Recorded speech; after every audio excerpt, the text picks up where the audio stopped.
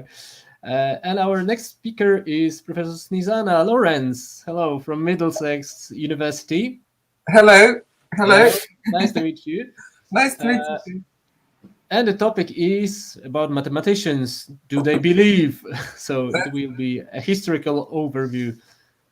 Professor Lorenz, the floor is yours. Thank you very much. Thank you. So I'm delighted to be here. I'm going to share my screen and have the PowerPoint. Just a minute.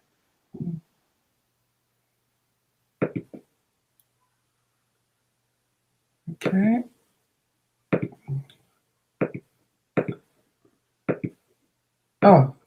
Oh, it doesn't. Okay, sorry. I'll have to. There's some problem here. I'll have to log out and log in on another browser. Okay, so I'll be back. We'll wait a moment. Yeah.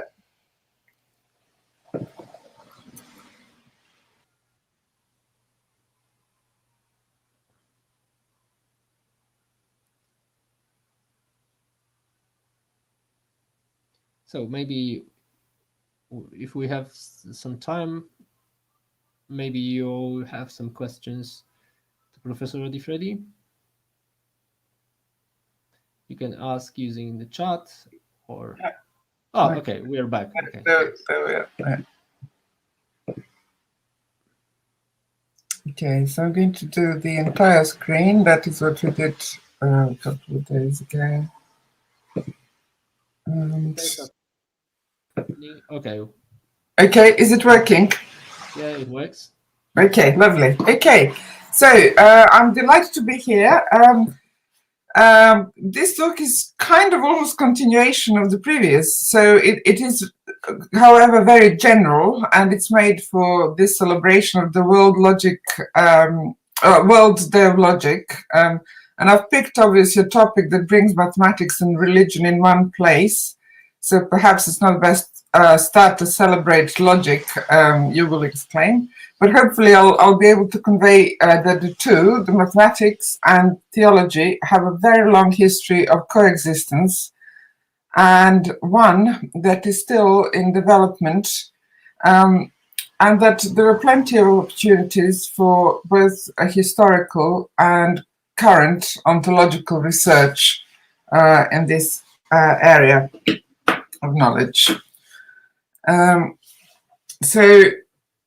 This is a book that I co-edited with a colleague of mine some years ago, and in this book we show that mathematicians, of course, do believe and are sometimes religious. I will explain that a little bit later on in my talk. And if this was not the case, then obviously this book wouldn't have been published. We wouldn't have written it. So in some small part, this is the first proof that there are mathematicians who are religious and who believe. And more than that, there is enough actually of the history of this coexistence to write about. And the book itself covered periods from ancient Greece to the 20th century. And we were able to obviously find more than enough stories to talk about. But the question is, what do mathematicians believe? What is the range of their beliefs? And how many gods do they have? So I'm going to look at the logical structures of religions and compare them briefly with mathematical systems, and then we're going to look at some examples of that. So let's first ask ourselves a question. How can a person be rational, applying rules of logic, and at the same time irrational, making decisions based on faith? And I think this is the most important, really, question when we talk about mathematics and theology. So I will look at the similarities first. Logic can be used to derive theorems from a body of primitive notions in both kinds of systems, in religious and in mathematical. So does this remind you of anything?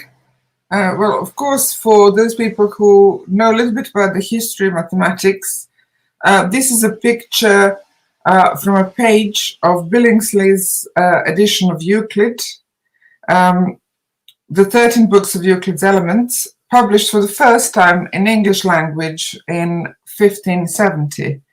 The Elements of Euclid is a mathematical treatise consisting of 13 books attributed to the ancient Greek mathematician Euclid of Alexandria, who lived in Ptolemaic Egypt around 300 BC. So Euclid's Elements has sometimes been referred to as the most successful and influential textbook ever written. It has certainly been republished in many languages worldwide since that time. And it is very interesting because it is a system of definitions, postulates, propositions, theorems and constructions, and mathematical proofs of the propositions. And what makes Euclid's Elements unique and so successful, it has been successful because it's been used for the learning and discourse, mathematical discourse since 300 BC, of course, is that it starts with stated assumptions and derives all results from them systematically. So the axioms or assumptions are divided into three types: definitions, postulates, and common notions, and they're all assumed to be true and do not have to be proven. So after giving the axioms, you can prove all other statements. The truth of any proposition then depends on the assumptions and on the logical steps you undertake to prove them. So let us look at the equivalent in terms of theology. And one example is, here's an image of the first or oldest surviving copy of the Bible, possibly written and compiled in Rome, or Alexandria or Caesarea, we don't really know. But it is also a kind of book that contains the full doctrine. So religion has four essential components. It has doctrine, it has practice, community, and very importantly, it contains consent or acceptance of higher power or surrender to that higher power. Well, mathematical structures are, of course, not the same, or perhaps they're not even similar. In mathematics, the doctrine is the body of knowledge and should not be a dogma. And the practice and the community are important, but ordered in a completely different way than within an established religion. However, there is something interesting here that we will explore further. But firstly, I want to just mention this, that religion no religion is only a personal affair. It needs a community. And for this reason, I will talk about mathematicians and their beliefs in religious sense, but not necessarily their religion.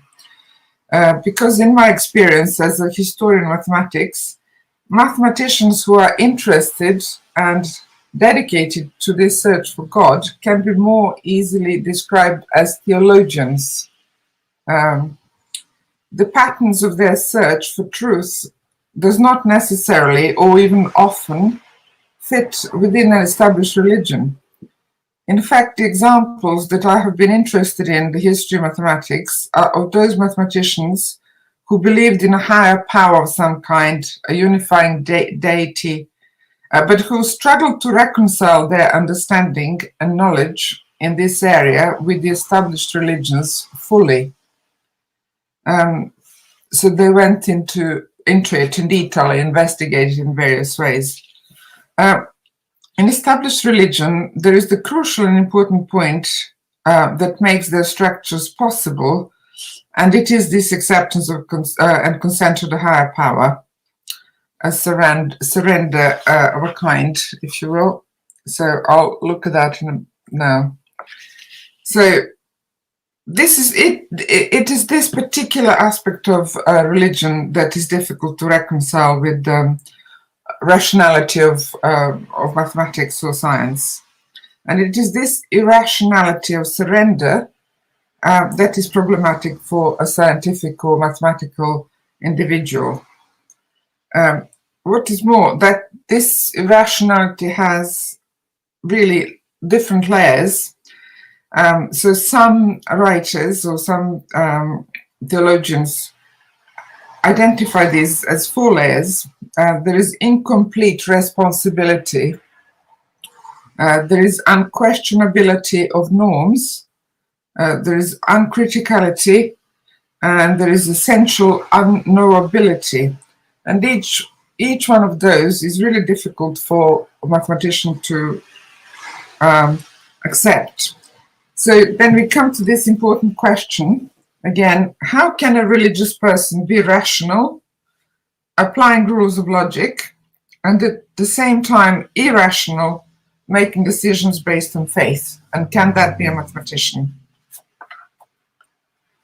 Well, when one comes to a point where the toolkit of our intellectual apparatus is not sufficient, or it involves serious questions, the natural reaction will be to examine the apparatus itself and see how it can be upgraded in a way to deal with the problem in question. So we need some kind of system of judgment to examine the rightness or wrongness of something.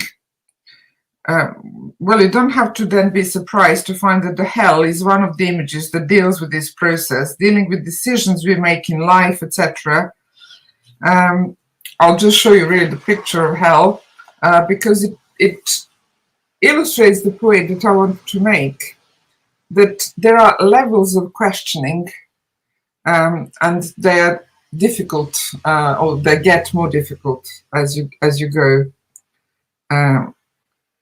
down or up. And in fact, both religion and mathematics can be studied through levels of rationality of these difficult questions. So let us make a model. Let us take a model of 2 levels of rationality. So like we had in that book that I mentioned in mathematics, Euclid's Elements. The first level is a set of values and primitive notions that are taken for granted. They're intact and unquestionable. In religion, they're dogmas, which are part of the system. In mathematics, they're axioms. At the first level of rationality, the primary set of statements remains intact and unquestionable, and the clarification, inconsistencies, contradictions, and updates to the system are made in the secondary level rationality, in the derived notions. So inconsistencies at the first level are not touched. They're often even acknowledged as divine plan, paradox, the true nature, and so on. I'm talking about the religion. I'm going to now illustrate it with 2 examples. And the first example is that of mathematics or physics. Gravity is a force, is a statement by Newton.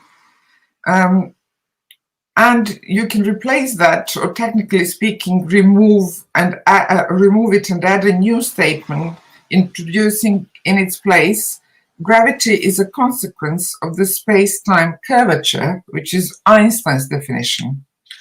So through a method combining both diminution and augmentation, the body of secondary statements forming a theory is expanded, and inconsistencies and contradictions are eliminated, tolerated, and temporarily accepted until they're somehow resolved. In religion, analogous to this is a religious diminution and augmentation. A woman is not, for example, entitled to be diaconate, is the standard view in Eastern Orthodox Church since the early medieval times. But it has been replaced recently in 2004 in the Holy Synod of the Orthodox Church of Greece, that women can be appointed but not ordained as a deacon. So there are obviously different approaches here, and we're going to look at that in more detail.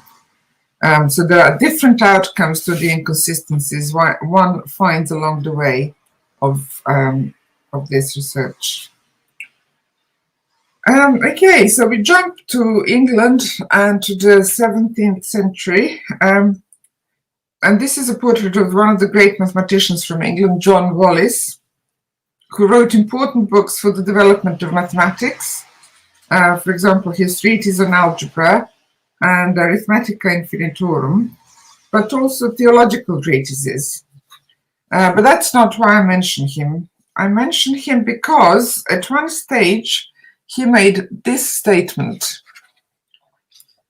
"A line drawn into a line shall make a plane or surface.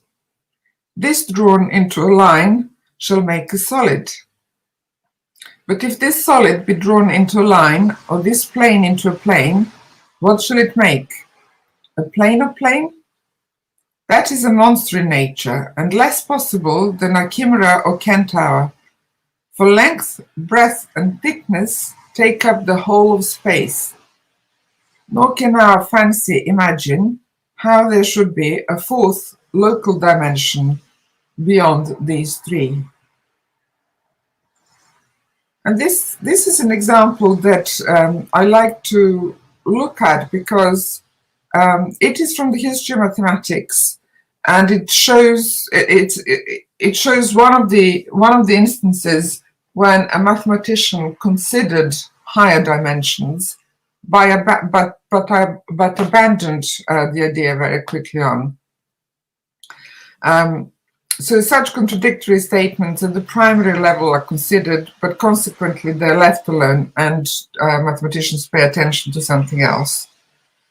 We, of course, know that the multidimensional geometry has since been studied, and we can look at others for that, and how they found their way out of this conundrum. And here's another famous example of the development of such a conundrum at the first level of rationality of Euclidean geometry, leading to the birth of non-Euclidean geometry. For those who have not studied the history of mathematics, it is all about the fifth postulate on parallel lines that was on occasions considered, questioned, reconsidered, and abandoned until two mathematicians in the 19th century dared overcome the contradictions and consider different formulation of the question. But in both cases, the existing mathematics was not abandoned altogether. Rather, it was revised and updated. In religion, instead of updating, for example, the non-existence of a crucial element of a religious system or dogma would be more problematic, or even lead to the rejection of the dogma. Response to these problems of the first level rationality also may have diametrically opposite reactions in a mathematician and a believer, but that, of course, doesn't have to be the case. I'll give you another example. Isaac Newton, his religious beliefs are now reasonably well known. He, of course, did not question the existence of God, but rather the nature of God and God's manifestations in the world. So Newton's work on the history of civilizations is therefore one example in which he shows this in great details. He wrote his Chronology of Ancient Kingdoms Amended, which was published posthumously in 1728, in which he realigned the history of the world with his calculations based on the Bible and compared this with the history of the world as we know it. The origin of the Bible was for him absolutely certain, and he sought within it the interpretations of symbolic messages from God, Therefore, the history of the world was not correct, as it did not correspond to certain statements in the Bible. And Newton's other works in theology were equally interesting, as we now well know. Had his will been respected, his last will and testament, and his alchemical writings burnt after his death, we wouldn't really know about it in such a great detail. However, because of their survival or some of these documents, we can see the complexity of his quest to understand the world. Newton, however, unlike his successor William Whiston, who I highly recommend for those who are interested in this particular topic of mathematics and theology, was aware, so Newton was aware, but not Whiston, that not all of the beliefs were for the public ears and eyes, and he continued throughout his life to try to reconcile what he found to be inconsistencies and irrational conclusions and get to the bottom of the nature of the world. So finally, we need to accept that this dichotomy between mathematics and theology is not always sincere, in my opinion. If one looks at the number of mathematicians who are stated to also have been theologians, from the history of mathematics point of view, there is a substantial number to make a set of there. So what I'm trying to say is that it is not very acceptable to be interested in both mathematics and theology now, or perhaps since the beginning of the 19th century. There is an additional statement here that is more acceptable perhaps to be a theologian now who does mathematics than a mathematician who does theology.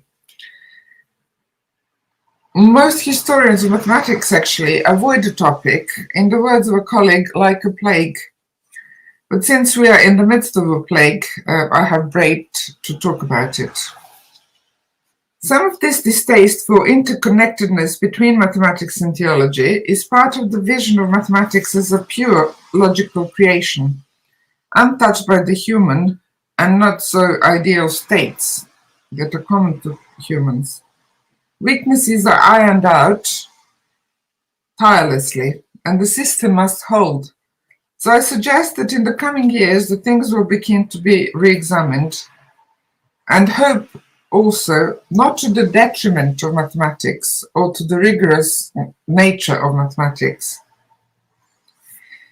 But there is a tendency for people to disregard mathematics, perhaps because it seems to be unforgiving to the human frailty and the need to have faith.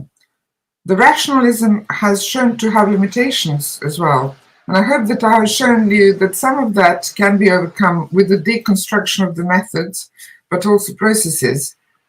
There is much that can be built upon from examining the history of mathematics and works and lives of mathematicians who are also theologians. Mathematical concepts and its methods and philosophy can and have been linked to theological concepts. For example, questions on axiomatization, logic, proof, uniqueness, infinity, chaos, space, and time, modeling and prediction are found in both mathematics and theology. The unknown territories are still out there, uncharted territories, almost as much or even bigger than they were before the 20th century, because we can see so many more of them. There are three mysteries, so-called by Penrose, that I like thinking about in this respect.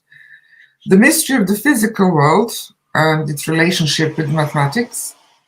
The mystery of the mental world, that's the world of our experiences, consciousness, feelings, what makes us human.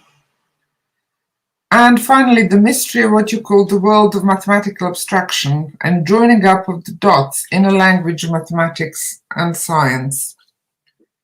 And I suppose this description reminds me slightly of these classification of the types of knowledge and the role mathematics has in this. Things supernatural and immaterial, simple, indivisible, incorruptible, and unchangeable. Things natural are material, compounded, divisible, corruptible, and changeable. In things natural, probability and conjecture had place, but in things supernatural, chief demonstration and most sure science is to be had, by which properties and comparisons of these two more easily may be described the state, condition, nature, and property of those things, which we before termed of a third being, which by a peculiar name also are called things mathematical.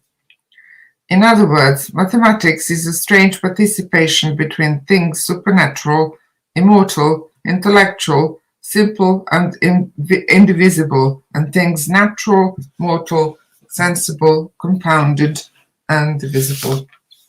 And John Dee, of course, is the person who wrote that mathematical preface to the Euclid's Elements that I have shown you a picture of before.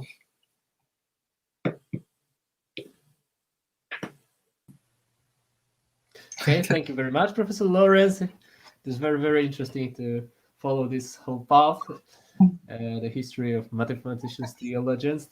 Thank you. It's interesting to ask maybe contemporary theologians, mathematicians, I don't know, maybe the next lecturer, our next speaker, Professor Krajewski, would say something about this from his personal point of view. But we have still a few minutes for questions, so please use this possibility. We are waiting for you. Are there any questions? Maybe. We have Professor Krajewski. Yes. So I have a question. Thank you very much. I think it's very important and interesting to research the interrelations between theology and mathematics. But I have a specific question. Have you ever found a clear example of a mathematical concept that was invented or introduced for theological reasons or having clear theological source? Mathematical concept for theological reasons. I can't really remember just from the top of my head. And this infinity? Absolutely. Okay. Yeah. That's a good question, but I can't remember from, I'm not really, I haven't got an example of that. Because Cantor, spoke about infinity and he used the theological arguments, but they were rather, introduced later in order to support his theory than the other way around. So yes. that's the problem. Yeah, that's a good question, yes. Okay. Are there any other questions? There is a question in the chat. In the chat, okay. What do you mean by the irrationality of surrender? Is the surrender irrational because it makes someone to accept false beliefs or unjustified beliefs? The